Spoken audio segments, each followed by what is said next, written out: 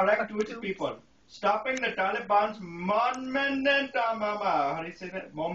in Afghanistan and going after Al-Qaeda will cross the globe. As Commander-in-Chief, I am grateful to our soldiers, sailors, airmen, marines, Coast Guardsmen, and to the families. And I know all Americans share this sentiment. Not all, sorry. For generations, the United States of America have played a unique role as an anchor of global security and as an advocate for human freedom. Mindful of the risks and cost of military action, we are naturally reluctant to use force to solve the world's many challenges. For when our interests and values are at stake, we have responsibility to act. That's what happened in Libya over the course of these last 6 weeks. Libya sits directly between Tunisia and Egypt. Whatever, whatever. Two nations, not one nation or three nations, just two nations that inspired the world when the people rose up to take control of their own destiny. For more than 4 decades, the Libyan people have been ruled by the tyrant, Muammar Gaddafi.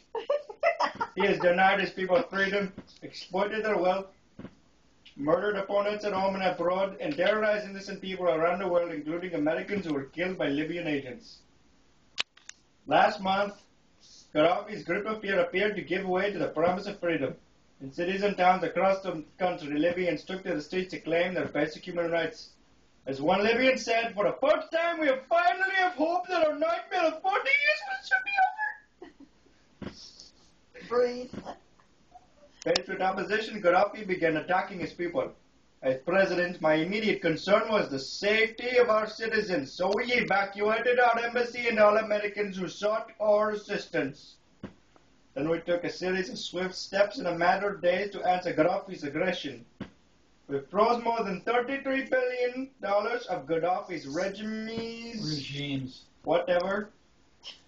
Assets. Regimes. Okay. Joining with other nations at the United Nations Security Council, we broadened our sanctions, imposed an arms embargo, and enabled Gaddafi and those around him to be held accountable for their crimes. I made it clear that Gaddafi had lost the confidence of his people and the legitimacy to lead, and I said that he needed to step down from power. In the face of the world's condemnation. Whatever, just shh. You want to read? No. Okay then. My story. Gaddafi chose to escalate his attacks, launching a military campaign against the Libyan people.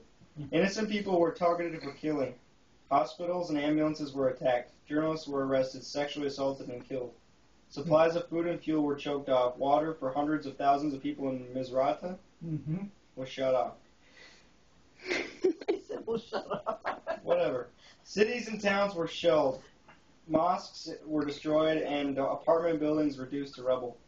Military jets and helicopter gunships were unleashed upon people who had no means to defend themselves against assaults from the air. Confronted by this brutal repression and the looming humanitarian crisis. Humanitarian. Whatever! I can't read, okay? I ordered warships into the Mediterranean. European allies declared their willingness to commit resources to stop the killing. The Libyan opposition and the Arab League appealed to the world to save lives in Libya. And so at my direction, America led an effort with our allies at the United Nations Security Council to pass a historic resolution that authorized a no-fly zone to stop the regime's attacks from the air and further authorized all necessary measures to protect the Libyan people.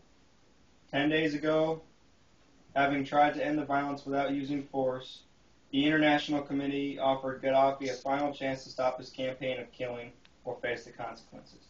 Rather than stand down, his forces continued their advance, bearing down on the city of Benghazi, home to nearly 700,000 men, women, and children who sought their freedom from fear.